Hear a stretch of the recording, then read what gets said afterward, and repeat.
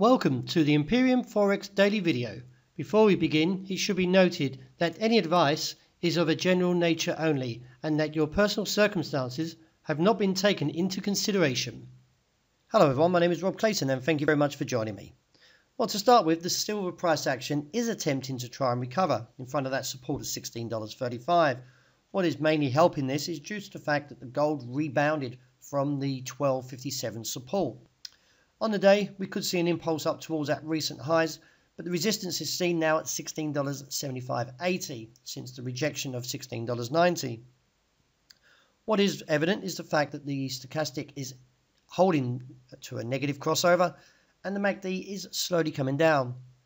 Therefore, should support any advances to fail, with the main target looking towards 35 with a base seen now at $16.15. The bullish risk appetite turns around for gold after market yesterday staged a daring challenge towards that support level at 1,257 and was clearly rejected.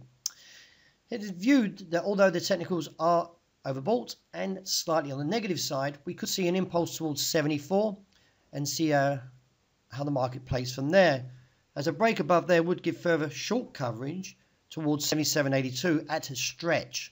But I still feel the market will fail towards this region after the recent rejection from that 74 level and look towards 57. Now beneath 57 would come in the next support at 12.4950, which is I feel as a preferred base. Looking at the Australian dollar, it has been under substantial selling pressure and is now evident that the bulls are struggling to reclaim the sentiment since re-challenging the near highs of the 27-month region of 80.5. The Aussie plummeted yesterday to new lows of 79.13 following yesterday's release of the Australian trade balance data.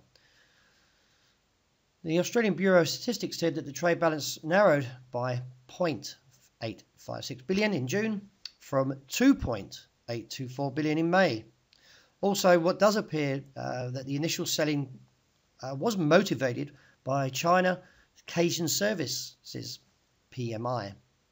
It missed its estimates at 51.5 for July versus 51.9 expected.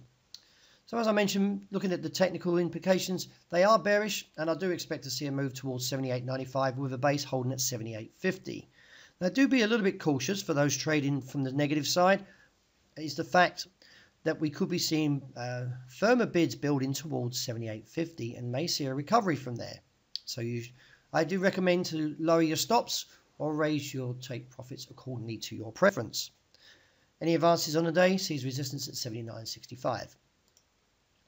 Well, the euro didn't make any new significant moves overnight. However, the US dollar still remains in the bearish trenches, along with the technical implications of remaining oversold, and in the euro case, extremely overbought. Into tonight, we do have the non-farm payroll numbers, average hourly earnings, and the unemployment number. So the market will be keeping very closely watch to these figures. Non-farm payroll forecast is at 181k, previously was 222k.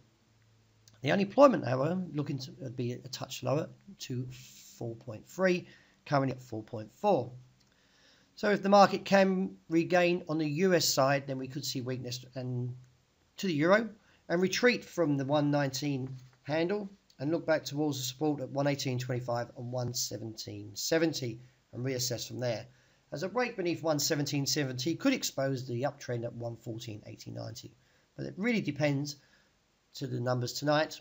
However, from an overbought and also an overheating ADX, I do expect to see a reversal very, very soon. Well, it would seem that dollar yen has kept to the downtrend as it fails to take out that topside level previously around 110.90, which is lowered now to 110.60.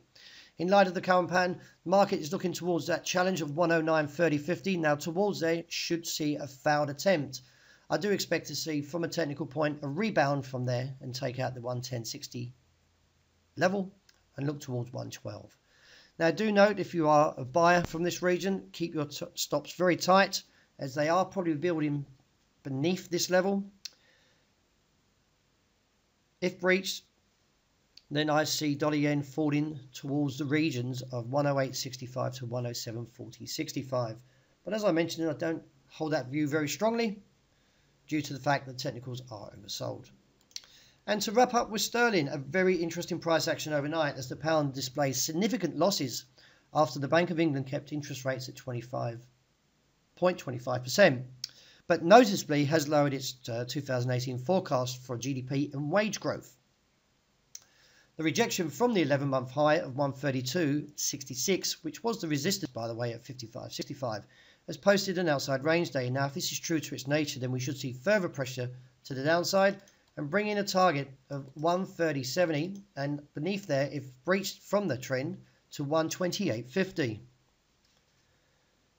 Yesterday, the policy minutes afterwards were on the dovish side, as the MPC members warned that the GDP growth has been sluggish and was expected to remain so in the near term. The Bank of England policymakers have publicly argued about monetary policy, and the vote on Thursday meeting that 6 members favoured holding rates while only 2 voted to raise rates. A slightly dovish picture here. Also, the governor of the Bank of England warned that the uncertainties over the Brexit is weighing on the economy. He said that the business investments was slower than it would have been expected because of the Brexit divorce. So if the market, as I mentioned, keeps this view, then I expect to see any advances to be capped at 131.60.70 and keep to this view to challenge the trend at 130.70. That wraps up my daily video. I hope you have a wonderful day ahead and also a wonderful weekend that's about to commence.